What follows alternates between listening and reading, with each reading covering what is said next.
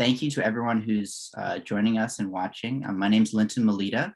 I'm part of the selection committee here at the Palm Springs ShortFest, and I'm really thrilled to be able to welcome the filmmakers behind the documentary short film Colette, directed by Anthony Giacchino. This film played at our virtual edition of the 2020 Palm Springs ShortFest last year, where it went on to win the Youth Jury Award. And we're really thrilled that the film has been shortlisted for documentary short subject by the Academy Awards. We're thrilled to be able to be in conversation with not only the director, Anthony, but as well as producers Alice Doyard, Annie Small, as well as producer and editor Aaron Matthews, and director of photography Rose Bush. So just to begin, I wanted to ask a bit about the process of making the film. We witnessed here on screen the very first time that the young researcher Lucy and Colette Marin-Catherine meet for the first time. We see it on screen. But by the end of the film, Colette has passed on her brother's ring to Lucy in a very touching moment. And it's one that you as filmmakers made possible happen, this interaction, this meeting between the two of them, this connection. And I wanted to ask if it was always the intention going into the project to focus on this theme of passing along memory from one generation to the next, or if that's something that just sort of emerged during the process of filming.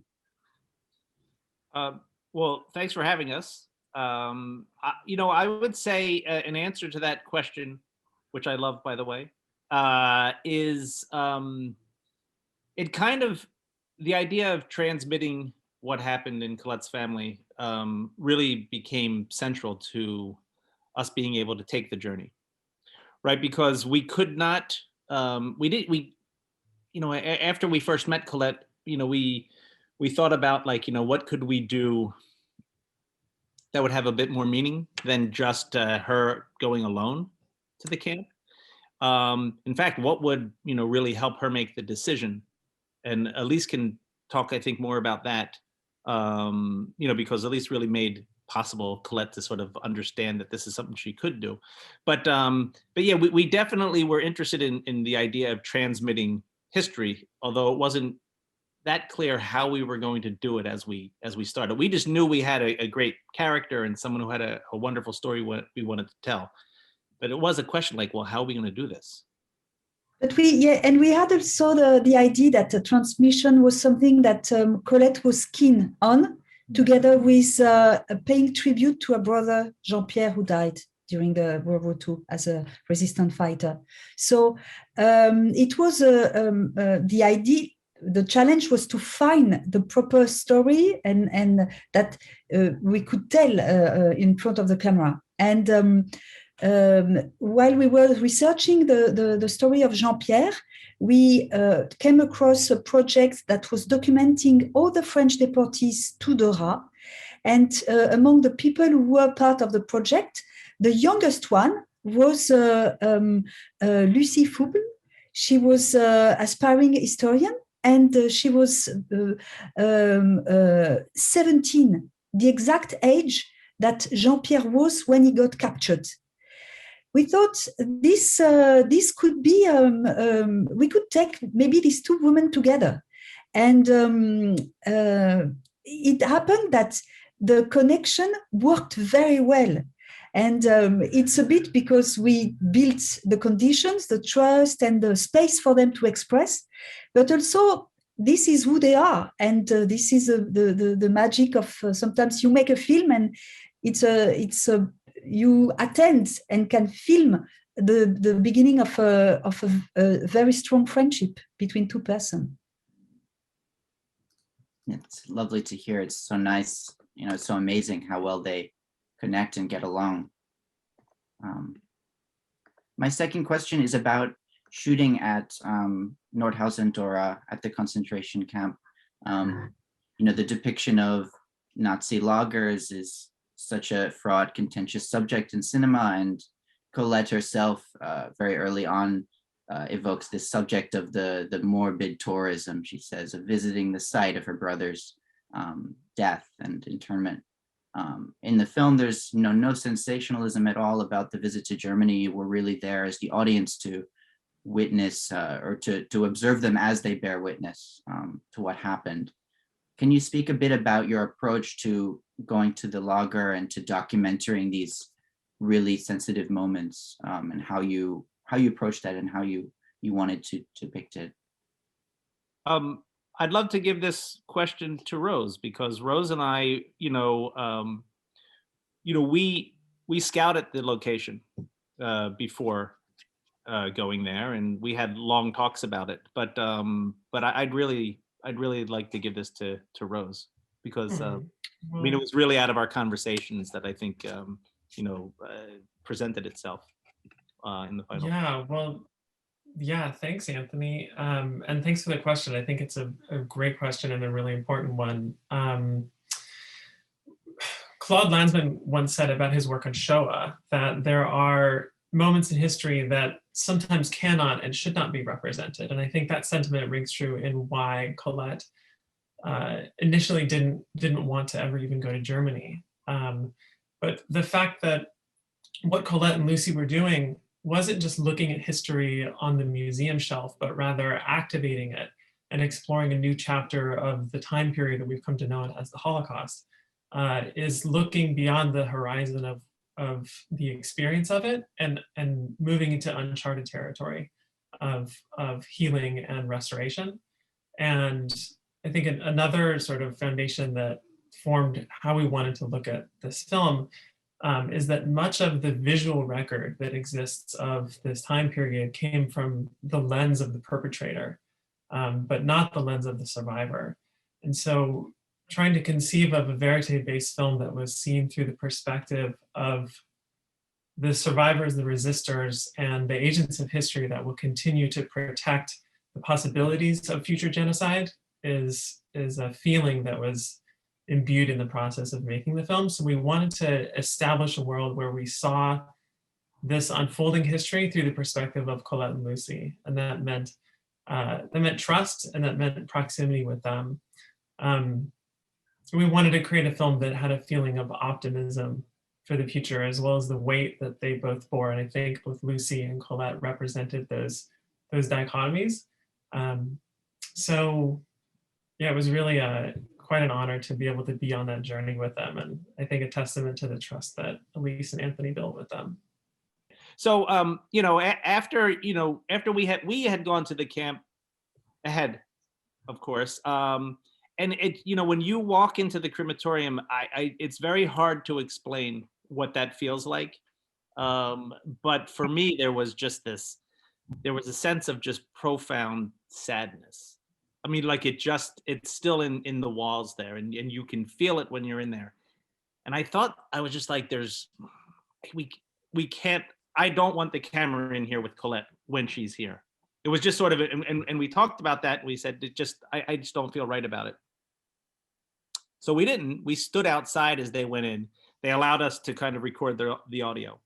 So there was that. But so we heard what they were saying inside. But even when they came out, I was so hesitant. I did not want to even go up to her. I just thought it was such a moment. And then after I think maybe a minute when they were out, Rose sort of took the initiative and just sort of ran up.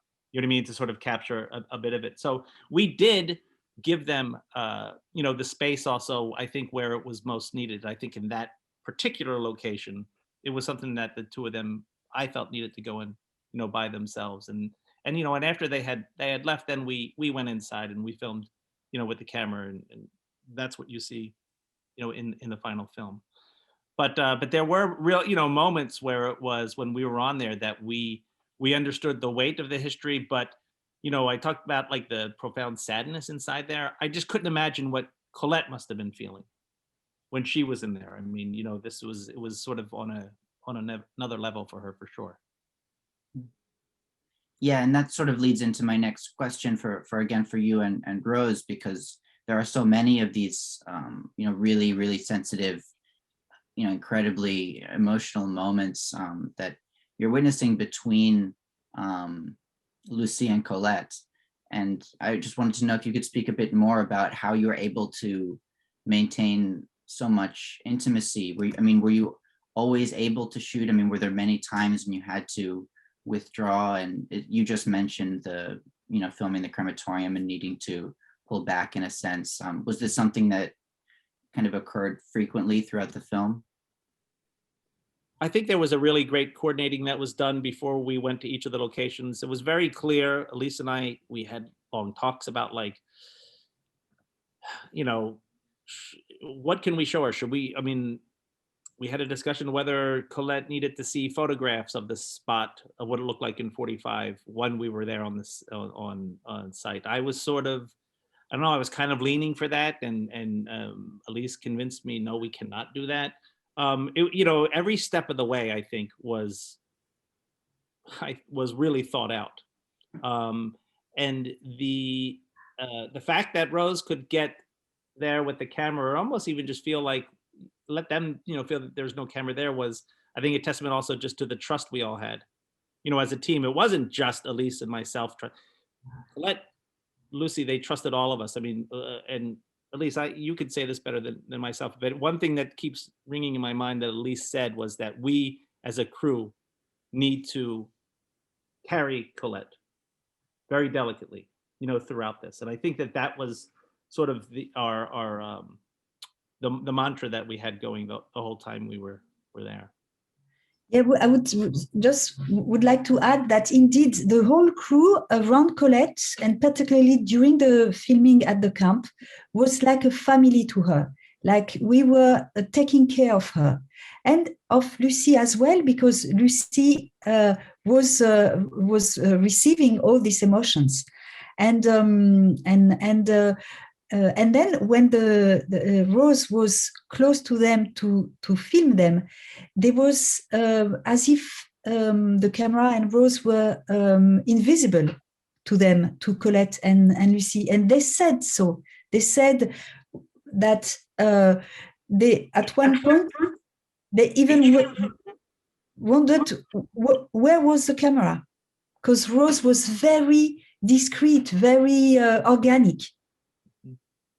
Yeah, I think one other point to that energy that we tried to establish for the process is that, of course, this was Colette and Lucy's experience specifically, but it was an effort of cinematic collaboration with them, in that it's something that the whole team experienced, and much of what we see on screen is also experienced as the unit in general. And I think as a metaphor of the process, the camera team in specific, when we were using like a movie assembly with a gimbal system, that 3-person unit was comprised of a French person, a German person, and myself as an American. And our camera itself was French lenses, a German camera, and an American gimbal assembly. And I think that's a tangible metaphor of what's possible because of a universal consciousness, a collaboration. And this is the result of the European Union and of our allegiance around the world to try to continue to ensure that these sort of atrocities don't happen. So that spirit felt very alive on our team, and in collaboration with both of them. Aaron, maybe to bring you into the conversation as well, could you speak a bit about working with Anthony on finding the shape of the film? And I'm wondering if, when you began the process of reviewing the footage, you already had really a solid idea in mind of what the film would be, essentially.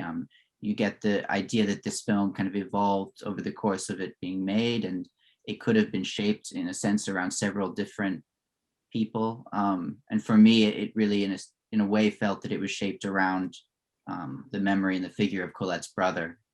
I'm just curious about going into this and how you ended up, making with Anthony the final film that we see. Yeah, well, Anthony and I have known each other for a couple decades now and more, and we share a very small office. So we're thinking about this film over a lengthy period of time, almost all the time, during the conception of the film and the production of it and the editing of it.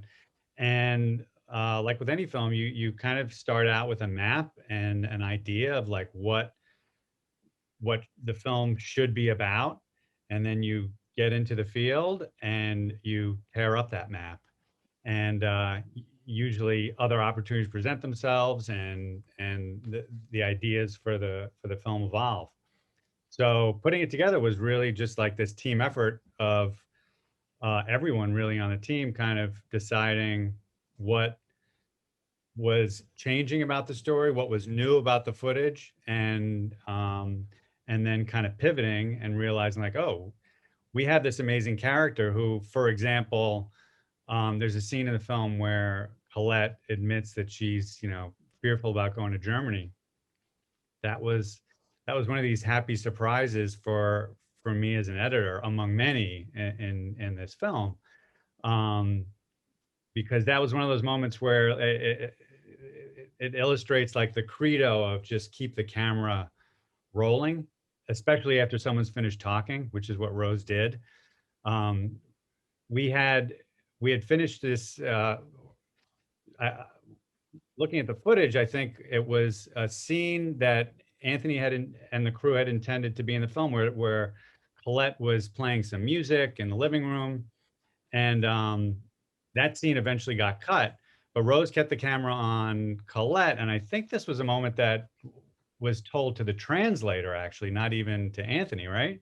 Where she basically like, the scene that we had planned to film, which was Colette in her living room putting on music, was over. And now you kind of see another side, or the real person, or whatever. And Rose kept the camera rolling, and suddenly you get this really raw confession, and you realize like, okay, this is one of those core moments in the film that we're going to have to structure the story around, that we had no idea was going to happen. And it feels real because it was real, like so many moments in this film, like that ring scene that you talked about. Also, that was just a complete surprise. And it when I watched the raw footage of that for the first time, I was just like, okay, we should just put this whole thing, like this is the movie right here, like just this scene. And I couldn't believe that it went down like that, and no one knew that that Colette was going to pull this family heirloom out and give it to Lucy. Their relationship had so, progressed and become so intimate over the course of, just a few days. It was incredible.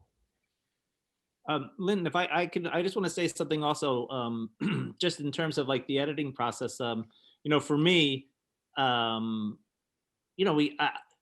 being on the trip, it was like, okay, my God, I can't believe all of this material that I'm coming back with. And whether it's the scene in the restaurant, or the scene with the ring, or of her like talking about when they go into the crematorium, or just first entering. So it in a way it was like, we have a lot of good stuff, but the struggle, one of the struggles that I had, that sort of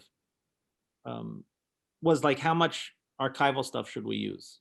And I was a big proponent in the beginning of like more. I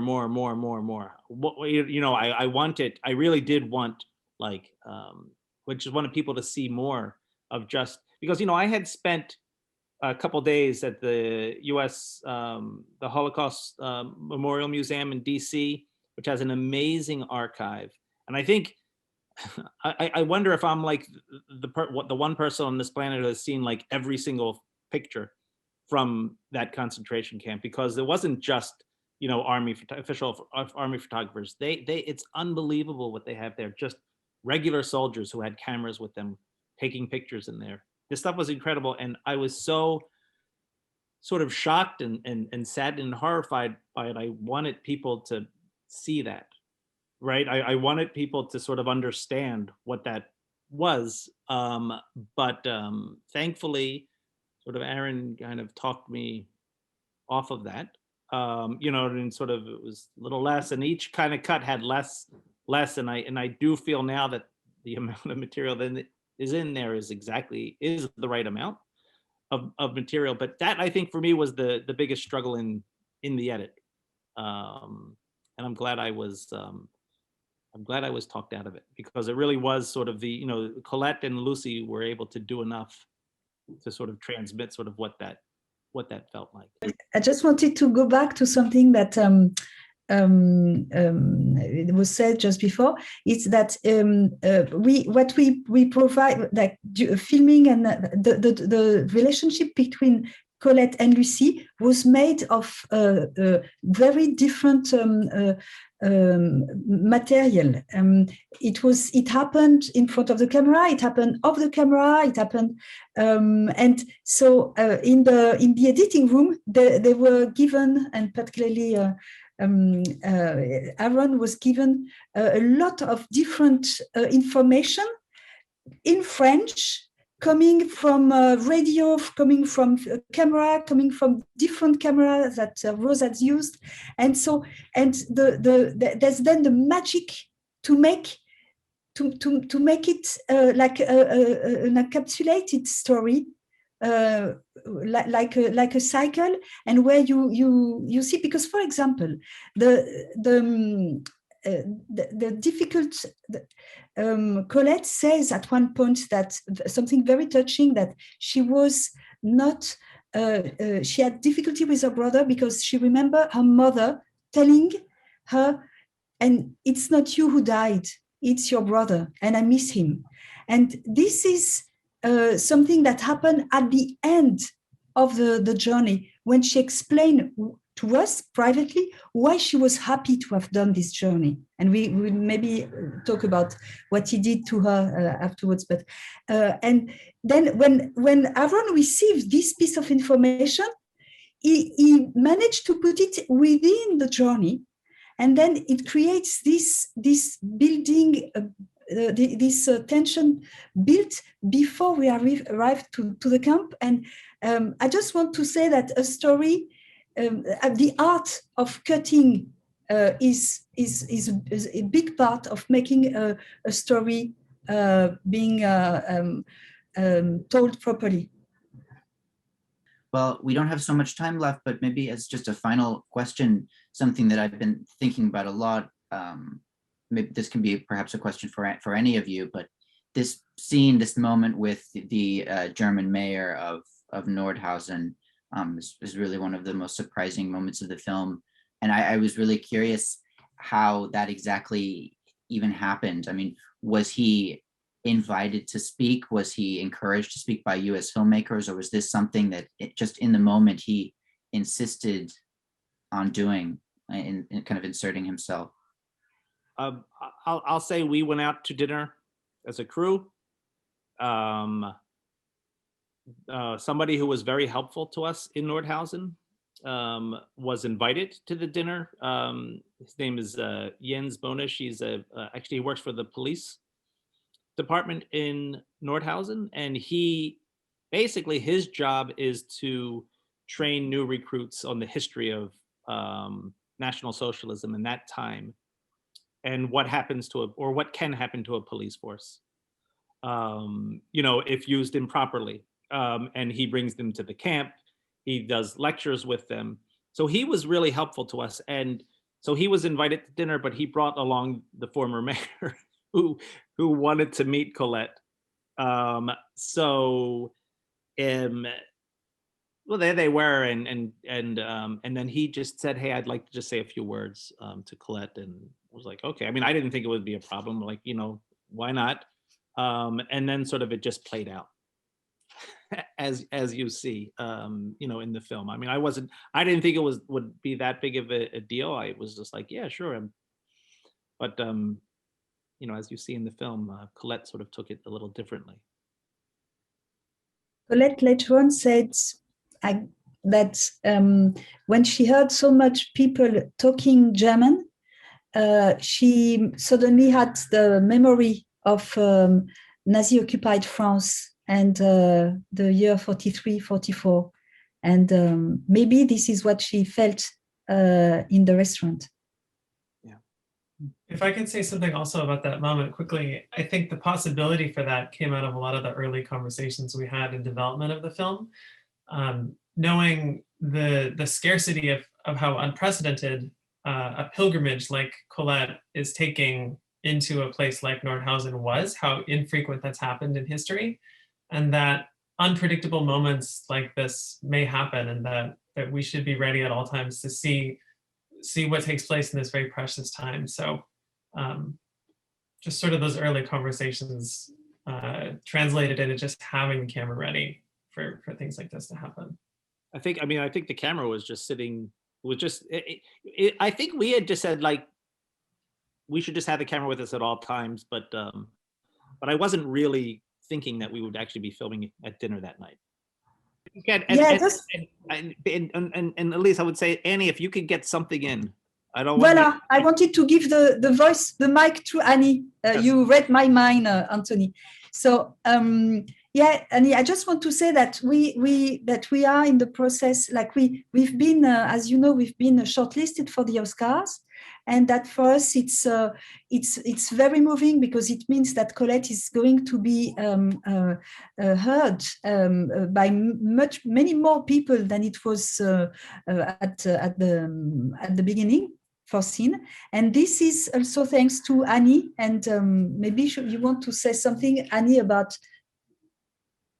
You know what I would I think what I would love to, just for me, is that Annie was just like, let's bring it to festivals,